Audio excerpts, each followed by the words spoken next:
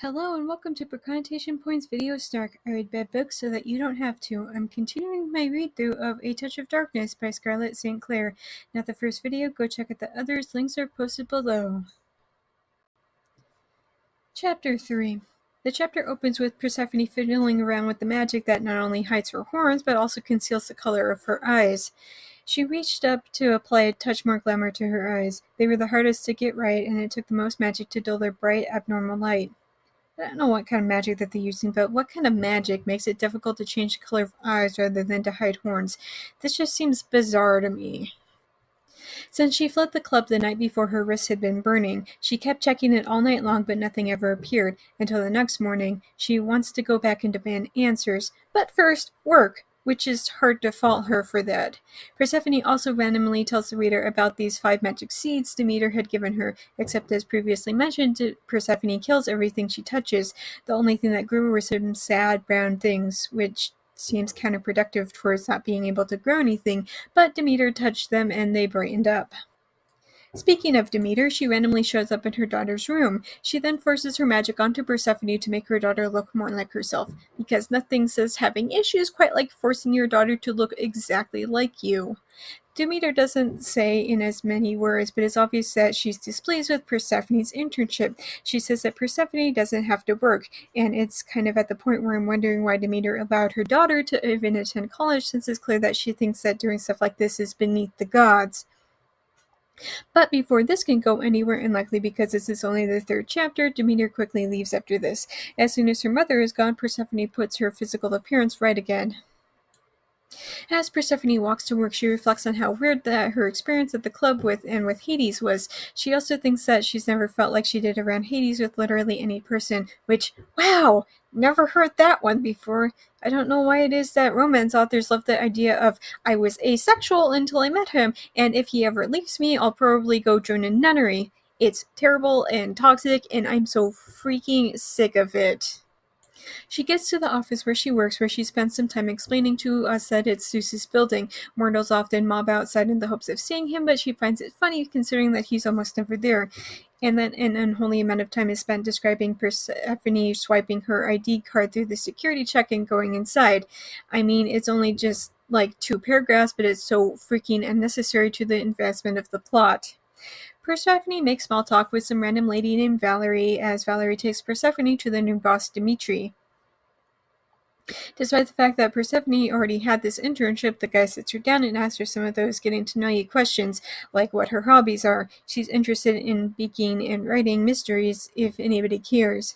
I guess that I kind of do, since it's helping to establish who Persephone is as a character, but all of this is presented in the driest, most uninspired way possible.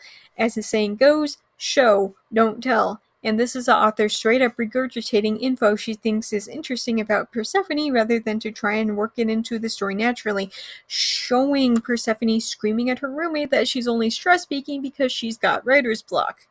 Dimitri makes an offhanded comment which launches Persephone into telling the reader that despite the fact that this is a news reporting company, that the company themselves are often in the news, mainly for things like defamation and slander.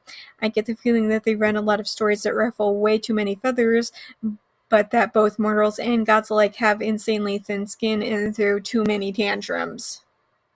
This devolves into Persephone explaining about how Apollo has accused them of working for this anti-god gang, and that several people died as a result of a slew of false accusations after the stories run in the paper apparently whipped others into a murderous frenzy. Joy. But enough of that. Those are probably plotlines for later. Persephone then gets settled into her desk where she's surprised to see Adonis. He says that he's a senior reporter with an emphasis on entertainment. Since the two of them seem to know one another, Dimitri asks that Adonis show Persephone around. And then the book delves back into explaining about how Persephone took sticky notes and pens from the supply closet, which, was this necessary to the continuation of the plot? Adonis asks what she's thinking of focusing on, and she says research because she likes to solve mysteries. Adonis makes a joke about finding out who keeps stealing stuff from the communal fridge, which prompts Persephone to decide that she's probably going to like it there, after one really lame joke. Chapter 4. As soon as Persephone's work is done for the day, she takes the bus over to Nevernight. However, I think it was mentioned that she doesn't work much, and it's the off hours for the club. She pounds on the door until an ogre opens it and tells her to get lost. She then starts to make a fuss, throwing around swears until the ogre grabs her by the throat.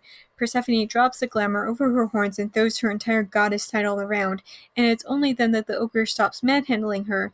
Although I want to know why it is that any security guard thinks that it's okay to just grab a mouthy woman by the throat like that. Hades then shows up, clearly startled by the thought that this is not just any woman, but a goddess. Persephone first thinks about how Minthe had wrapped her arms around Hades last night, but then quickly gushes over how hot that Hades is.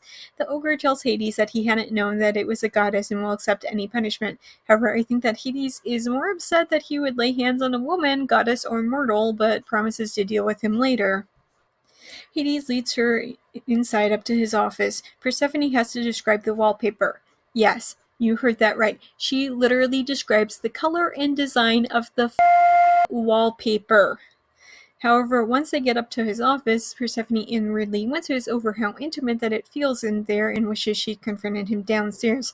Persephone also feels naked without her glamour and tries to put it back up, but he says that it's too late for that. He realized what she was last night, but not specifically who. He looked up Demeter since it's her magic over Persephone and was like, oh right, she has a daughter. I guess that it's that Persephone chick. Persephone then brings up the weird tattoo around her wrist. Hades, however, seems to openly mock Persephone at this point and says that she lost to him.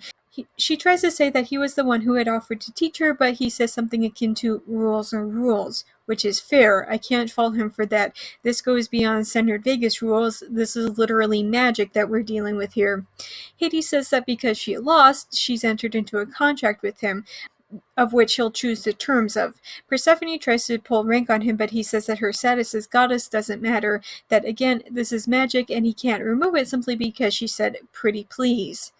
He then tags her with creating life in the underworld, and that if she can't, then she'll be forced to live there forever. If you steal me away to the underworld, you will face my mother's wrath. I knew that this was a Hades Persephone retelling, but I don't think that I was prepared for this anyway. It's mainly just stupid and not even trying to be romantic at all. At least the other retellings are romantic. Hades is quick to call Persephone on her nonsense and reminds her that Demeter would probably be more angry at her than at him. This only just reminds Persephone that Hades is one of the big three and that anything Demeter does would seem tame in comparison to Hades. He then tells her to come by tomorrow and he'll take her to the underworld. Persephone asks that it be after her classes and he agrees to that. She then asks that the bouncer's memory be wiped of her in her goddess form. He agrees, but only on the condition that she owe him a favor, to be cashed in at a later date, but he says that he'll wipe the bouncer's memory after he is punished, which Hades seems more upset that the man would hurt a woman regardless of the fact that it was a goddess. He then kisses her forehead and says that it's so that the door will open for her later. Minthe comes in looking for Hades but stops at the sight of Persephone. She leaves just as quickly. Hades asks why it is that Persephone hides who she is. Persephone says that she doesn't want to gamble with him anymore and refuses to tell him. As she's leaving, she touches the vase of flowers and makes them all wilt. Thanks for listening to my book Snark on YouTube. New videos are up every Monday, but stick around because I sometimes drop random videos on other days too. Just as a reminder, even if you can't financially support me, there are other ways to support me. The first is watching this video as well as all my other videos. It's also important to like and subscribe. Finally, you can share this video with all of your friends so that they can help as well. If you're already caught up with all of my videos, you can go to Tumblr for my main book Snarks, always free and updated every morning. And if you've already read all of my main Snarks, you can find even more Snark on my Patreon. You can access it for $1 a month. Plus, you also get early access to my main Tumblr Snark. Special thanks to Dawn, Phoebe, and Nikki for supporting me on Patreon already. If you want to hear your name in my video next week, either support me on Patreon or make a one-time donation. Do you like my Snark so much that you want me to snark your writing? I do that too. For just $3 per chapter, I will tell you how awful that your writing is. But not to worry if you feel like you couldn't take the criticism. I also offer regular book editing as well. $3 for every 5,000 words. You can contact me on any of my social media platforms if you have further questions. If you want to read some of the things that I've written, you can purchase my works on Amazon. I have a slew of erotic short stories and now 2 full-length novels.